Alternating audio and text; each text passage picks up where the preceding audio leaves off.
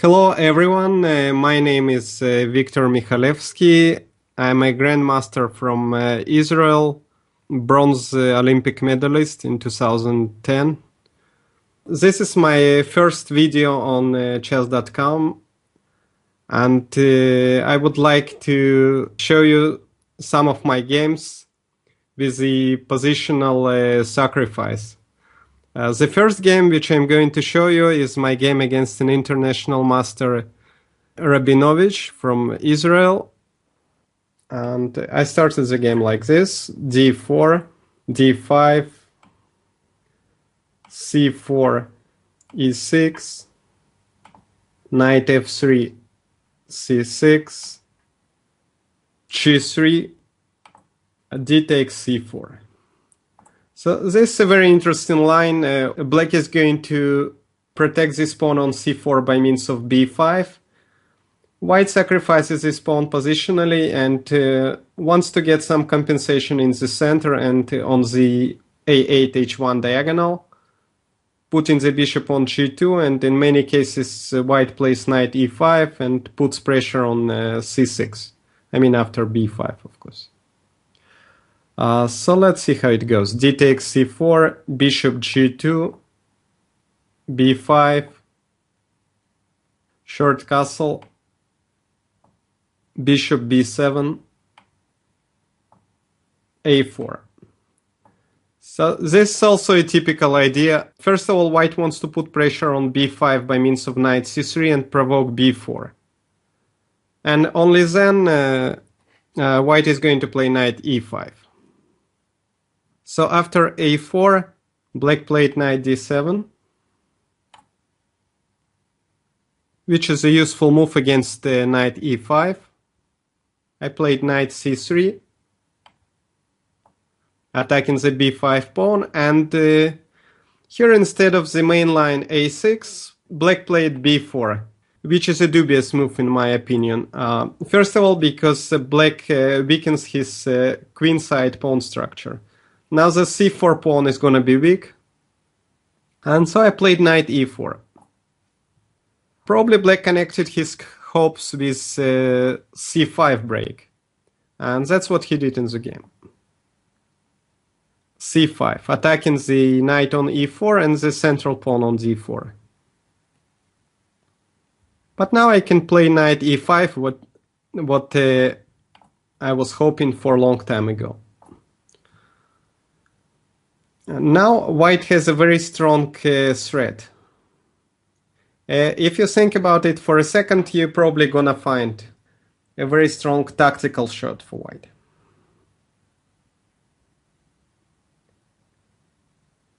Okay, so white's idea is knight takes f7, king takes f7, and knight g5 check, winning the bishop on b7. And that's why black played bishop d5. Now the bishop on d5 will be protected by the e6 pawn, and it seems that knight takes f7 cannot work. If black takes on e5 instead, so bishop d5 was played in the game, but if black plays knight takes e5 instead, white just plays d takes e5, and black has a lot of problems with his king side. It's very difficult to develop his pieces. And so bishop d5. So this is the first critical position in the game. I hope you can find a very strong idea. You should take in consideration that black is behind in development,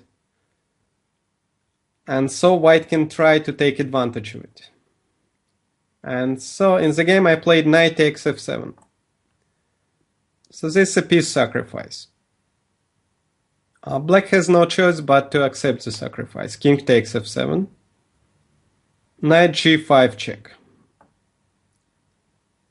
So this is my idea. I'm bringing the knight into attack, and I want to push the pawns e4, and hopefully I'm gonna win the e6 pawn and then support my knight by means of d5.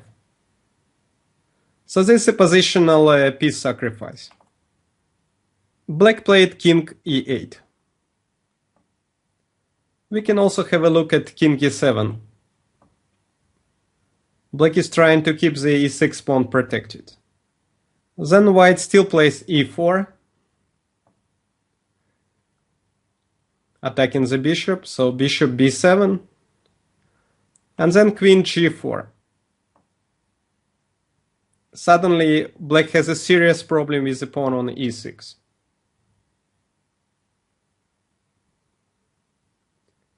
Another way to do it is d5, which is also extremely strong. After e takes d5, e takes d5, the king gets under attack along the e file.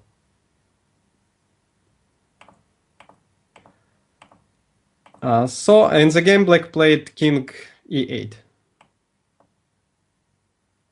e4. Black has to go back with the bishop, and knight takes e6. So now white wins another pawn for the piece. Queen b6 and d5. Now let's stop and look at this position. White has an extremely strong knight on e6, very strong center, d5, e4 pawns. White can also bring another pawn to f4. Black is undeveloped, his king is in the center, and so white's position is clearly better. So black played a5. There was in fact also a concrete threat of a5 attacking the queen. The queen cannot move neither to a6 nor to b5 because of knight c7 check, winning the queen. And so black decided to play a5, stopping white's a5. Then e5. I could have also started with f4, but I wasn't afraid of knight e5 because it allows me to open the e file and to create attack against the king. So if knight takes e5, I can just play rook e1. And black is in trouble. So instead of taking this pawn on e5, black just played knight e7. He's trying to develop his pieces. And then just f4. I have decided to keep the pressure on. I could have played d6 with the idea of knight c7. But white can play slowly in this position because black can hardly move. So just f4. Knight f5. I think the best practical chance would be playing c3. And after b takes, c4. Check, trying at least to get the c5 square for his knight. Even though I believe white's position is still much better. So instead black played knight f5. And then just bishop e4. It turns out that black has to go back with the knight to h6. If he plays g6, then just bishop takes f5, g takes f5, queen h5 check. King e7, queen g5 check. And this is a completely winning position for white. If the knight goes to d4, white can still play queen h5 check. And again, this is extremely strong. For instance, g6, bishop takes g6 check, h takes g6, queen takes g6, king e7, and d6, winning the queen.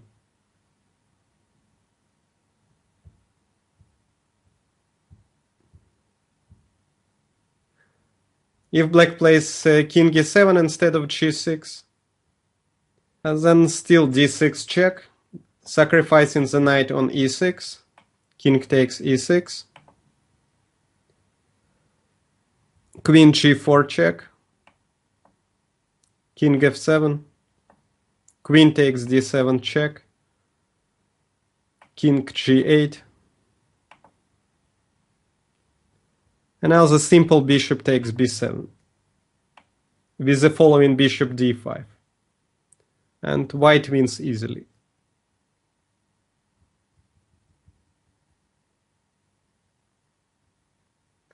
And so black has to go back with a knight. He played knight h6. So now after queen h5 check, he can play not g6 because of bishop takes g6, but just knight f7. So let's say after queen h5, he plays knight f7, and there is nothing immediate. So instead of playing queen h5, I played bishop e3. So white finishes development of his pieces and prevents this c3 with the following c4, which I was talking about earlier. g6. Finally, black took the h5 square under control. Queen f3. Now it's time of the queen's rook to enter the game from d1. Knight f7. Black is still struggling to find the good squares for his pieces. Rook a d1.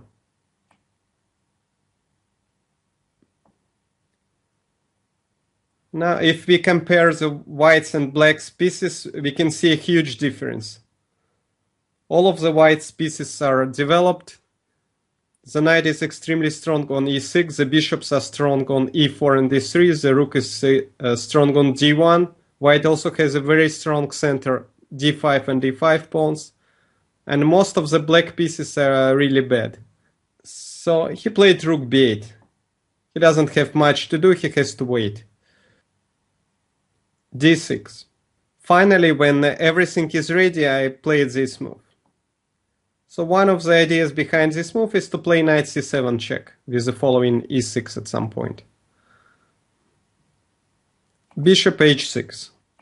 Finally, black develops a dark squared bishop, but the bishop is not doing much on h6 either. Bishop d5. Slowly improving my position. Knight d8. And this is probably the decisive mistake, but black's position was already very difficult.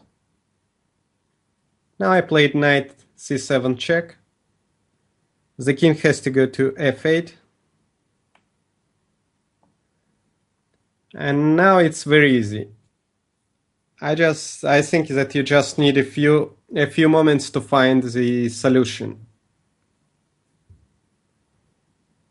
So the correct move is f5. Opening up the f file against the king and attacking the bishop on h6. Now black is just lost. He played a few more moves. Bishop takes e3, queen takes e3. Now white is threatening with checkmate in 1, queen h6, which explains black's move. h6, f takes g6 check, a discovery, king g7, and now a small combination at the end. Rook f7 check. That's obviously not the only solution, but I wanted to finish the game in style. He has no choice but to accept the sacrifice. Knight takes f7, knight e6 check,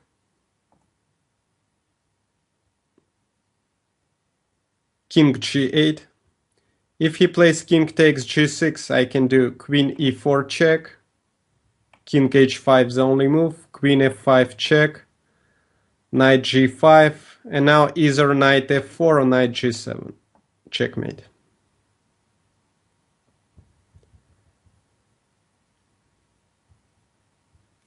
So after knight e6 check, he played king g8,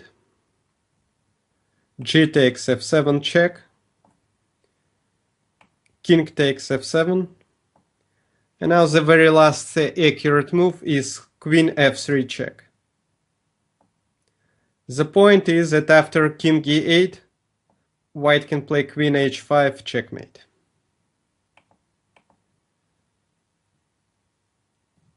Black already resigned in this position, and I'll just show you the last line. If the king goes to g6, then queen g4 check, king f7, queen g7 check, king e8, and queen e7 checkmate. So that's the end of the game. So in fact, what we can learn from this game is that development advantage is really important, and you can even sacrifice a piece like in this game to obtain strong initiative, and sometimes you can finish the game in style like I did in the current game.